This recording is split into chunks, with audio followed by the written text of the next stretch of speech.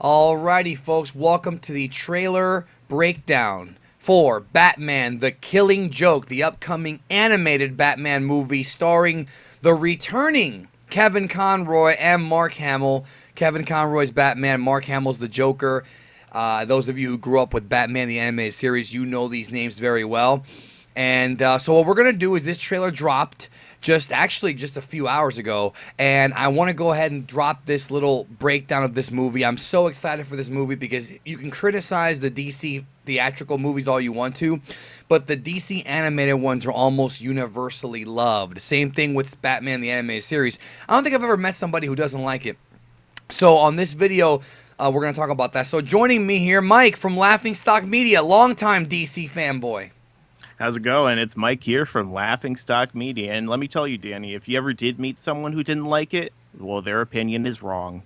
Yes, indeed. Now, before we go any further, I just want to say that what I do is we do trailer breakdowns. They're kind of reactions, but they're more so breakdowns. So I will be playing the trailer and pausing it as I go through. I know some people have commented that I should not do that, but you know, I'm going to leave the link to the actual trailer down below so you can watch that after I'm done. But the entire point of this is for us to actually analyze the trailer. The video is not for you to watch the trailer on our channels. It's for you to actually listen to our thoughts on the trailer. That's why we stop it in the first place. That's right. That's right. And that's what we're going to do here. But I don't know about you, but I think, well, I do know about you. We've been talking about this for a while now. I've been pretty excited for this damn movie since I heard it was announced. It's supposedly getting an R rating. Oh, yeah. I mean, like, we could see it right there, too. Killing Joke is one of my favorite books of all time in terms of comic books. Very controversial. Honestly, most of the time, I think of it more as a Joker comic book as opposed to, you know, a Batman one for Absolutely. obvious reasons. Yeah. And it's just amazing. You know, Alan Moore, once again, doing really well, although he probably, you know, disassociated himself from the movie because he's, you know, insane. But it's pretty great to see his work, you know, being adapted again into an animated format with Kevin Conroy, who is the best Batman, and Mark Hamill, who is the best Joker. So let's see that. Let's take a look. All right, let's go ahead and hit play. I'll lower the volume right around there. So here we see Batman going to Wayne Manor. Oh, actually, that's Arkham. Yeah, that is Arkham. Asylum. Now, first thing that I'm noticing here that I have to talk about, I'm going to have Donovan Morgan Grant joining me on an upcoming edition of Geek the Movie Talk, where we're going to break this down in more detail, but the animation on this does not look very good. I was expecting it to look like the classic 90s Batman, but it looks like a Flash cartoon. I mean, just look at these shots right here. Like, it just looks like a Flash cartoon. There's actually a reason behind this, and I'm going to get into that in my talk with Donovan very soon. So subscribe to the channel if you haven't. You'll get that conversation. So Batman is in Arkham.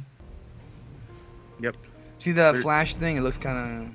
I mean, I think that they're just going for like a different kind of style. I don't think that they're purposely trying to make the movie look as bad as possible. No, they are going for a different kind of style. He knows more about it now. Here we have the Joker playing cards, which, what a surprise. Yeah, I mean, well, that's exactly what happened in the comic book. He meets him, and, you know, this is a part of Batman's struggle to try and get the Joker to, you know, turn, you know, away from his ways of insanity and depravity, and Batman really just can't do it. And, you know, people talk to him about it throughout this, you know, they're like, you know, you just can't do it, Batman. There's this guy cannot be turned back, and, you know, he just really is that depraved. Yeah, he really is. And the thing is, those of you who saw The Dark Knight from Christopher Nolan, you remember the tribute to this scene when they were in the police station. You know, there's homages to this scene done so many times. So I love this. I love how they shoot down with that Warner Bros. Animation. DC Comics, of course. Yep. Been thinking about you and me. The most shocking graphic novel. Do you agree with that? Ever? No, I don't think I would say that. But I mean, of the Batman series, there's a lot of them though. I haven't read them all. I think Nightfall was pretty damn was up there. I love Nightfall. I mean, there's some pretty brutal stuff like Batman Rest in Peace. One where, you know, where the Joker like cuts his own face off and, you know, starts putting on other people's faces. Like, there's been some really dark stuff, but I mean, this is probably up there. Like, this is really depraved. And of course, the Joker cutting off his face and putting on people's faces, that's taken, of course, from Ed Gein, who helped inspire such films as Psycho and Texas Chainsaw Massacre and Silence of the Lambs. Yeah. he was the first guy to do that. He's a real guy. Look him up. Kind of a sick story. And I like the fact that when they're making these villains, they're taking homages from him. Of course, Mankind from the WWF was kind of like an homage to him as well. So, oh yeah, definitely. yeah, he was a sick motherfucker. About how this is going to end. About Shutting down the amusement park. All right, we're seeing that. Yep. Now, there's Batgirl, so I guess she will be in action in the movie, but those of you who have read The Killing Joke, you know what happens to Batgirl, and I don't want to get into that spoiler, but if you have read The Killing Joke, you know what happens, and Mike, I'm sure you know. Do you think they're going to do that in the movie? I almost feel like if they don't, I'll be cheated, yeah. They're definitely going to do it in the movie. Like, that's probably the main reason why it's rated R, because what they do to her, I mean, the whole transition, you know, of her character in this, you know, into becoming eventually Oracle, as comic book fans would know, is really, like, you know, a very brutal one. And so, honestly, you know, they have to do it. If they don't do it, it's just the whole film is going to be pointless, because that one scene is like everything to the movie. I agreed. Now, right here, we're seeing a very interesting shot of the Joker and Batman. He's holding a gun. Now, once again, this kind of cements that whole R rating for adults thing. It seems, Mike, that they're aiming this film for the fans that were kids during the Batman animated series run, which were all in our late 20s, early 30s. Well, they did bring back Bruce Timm for it, so I mean, I'm sure like it's definitely appealing to us who actually saw this when it was airing. You know, but I don't remember there being a gun like this though. Not like that. That's a super hyper realistic looking gun, bro. You know what I'm saying? Yeah, but I mean, it's rated R, so they're trying to make it look as realistic as possible to, you know, give it as much of a threatening kind of vibe as possible. Make it very edgy. Yeah. We'll end up killing who? I like that. I love that shot. Now a DC Universe original movie. So, but I believe this is going to be going to home video directly. I don't think it's going to theaters, even though it should. It probably deserves to go to theaters. Yeah, I don't think it's going to be playing theaters. Maybe some select theaters will try and do, which would be cool to see in theaters. But yeah, I think it's mostly like DC's bread and butter with their animated stuff has always been like either on TV or, you know, home release. It'd be cool if it played on like Adult Swim or something, but I doubt that. I did just notice that Tara Strong is in this, and she's super hot. Go look up Tara Strong if you don't believe me. Well, she is Harley Quinn, isn't she? Is she? I think that she was voice of Harley Quinn. Is she? I never picked up on that. I know she has a lot of anime. So here he is firing the gun. There's, you know, Barbara. I'll kill you. I like that. He throws like green acid on him. You know that, don't you? Oh, yeah.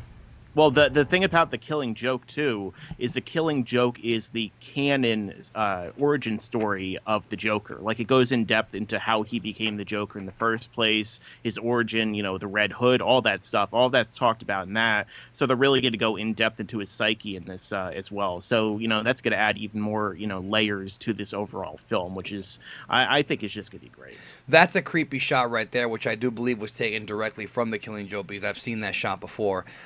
Maybe not exactly like that, but I've seen it. I wanted to ask you, do you think that the Killing Joke animated movie is going to be a frame-by-frame remake, or do you think they're going to make changes? Because I'm hoping they make a few changes here and there, because I'm cool with it being frame-by-frame. As long as they hit the major story beats, I think we'll be okay.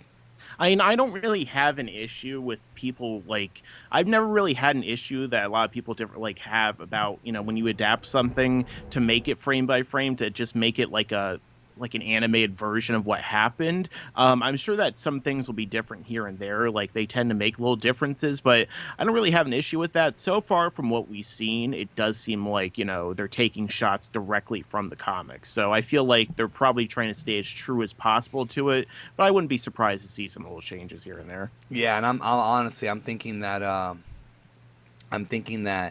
it's really going to push that R rating if it gets it. I mean, if they're going to get the R rating, fuck it, go all out, you know? Yeah. That's a little tribute to the scene that we might see. Mm-hmm. That's it. That's the cover of The Killing Joke right there. That is it. Yeah.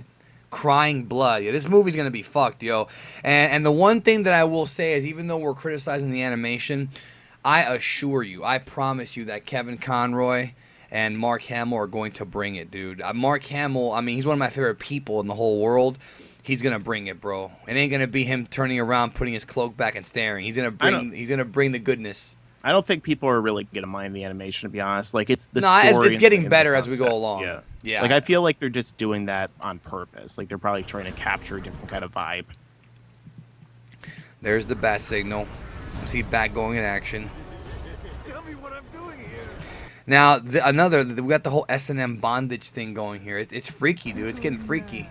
Oh yeah, I mean this story is not for the faint of heart, or for kids, obviously, since it's rated R. But then again, I was kind of a kid when I read The Killing Joke, so sue me. And now, so many years later, here it is. And here we have Commissioner Gordon looking at Barbara Gordon, his daughter Batgirl, who's looks to be in pain. Yep. All part of the Joker's sick, twisted plot. There they are at the amusement park, it looks like. Mm-hmm. He says all it takes is one bad day, and then Batman the Killing Joke. I don't know. I'm kind of wondering. There it is. Okay, so wait, let's look at that. Hold on. Yeah, Blu-ray, DVD, and digital copy. So yeah, I'm definitely picking that up. Yeah. I'm just so excited, and I'm also so horrified at the fact that they're actually doing this. You know what I mean? Like, they're actually going to adapt this fucking story. It's so ballsy of them to do, and they actually got Hamill to come back for it. Like, Hamill told us he was done doing Joker after Batman Arkham City, I think it was. Yeah, but then they always bring him back anyway. They brought him back in Arkham Knight, so. That's right. Arkham Knight was the last one he was gonna do. Yeah, and then he came back. They're like, hey Mark, how about a couple more bags of money? Couldn't hurt. Yeah, but he's still cashing in that Star Wars paycheck of him turning around and putting his cloak back. Yeah, I know. So, final thoughts on this trailer. I'm going to be buying this. I'm going to be picking this up. Like I said before, the DC animated universe is extremely flawless. The movie universe is flawed, I think, but the animated one is damn good. And now they're actually having the balls. As you can see right there, rated R, some bloody images and disturbing content. A R-rated animated Batman the Animated Series spin-off. I don't even know what to say. It's going to be awesome. What do you think? Yeah, I'm definitely going to buy it. I can't wait to see it and review it. And I can't wait to watch the Japanese dub, too, because we all know the Japanese is always better. Not when it comes to Mark Hamill, bro. If Mark Hamill voiced Frieza, I would never watch it subbed. No, That'd I'm be amazing. kidding. That would be amazing, though. Actually, it would be pretty good. In fact, let us know your comments down below. If you are a fan of anime, all right? It doesn't have to be Dragon Ball. Let me know, what character do you think Mark Hamill would be perfect for dubbing? I don't care what anime it is. I don't care if it's One Piece. I don't care if it's One Punch Man. What character do you think Mark Hamill would best be suited at? And I know he can do anything, but what do you think is the best one? Let us know. And also check out LaughingStock Media. So, yeah. Go ahead. I also think that Kevin Conroy would probably do a good Piccolo. I agree with you on that.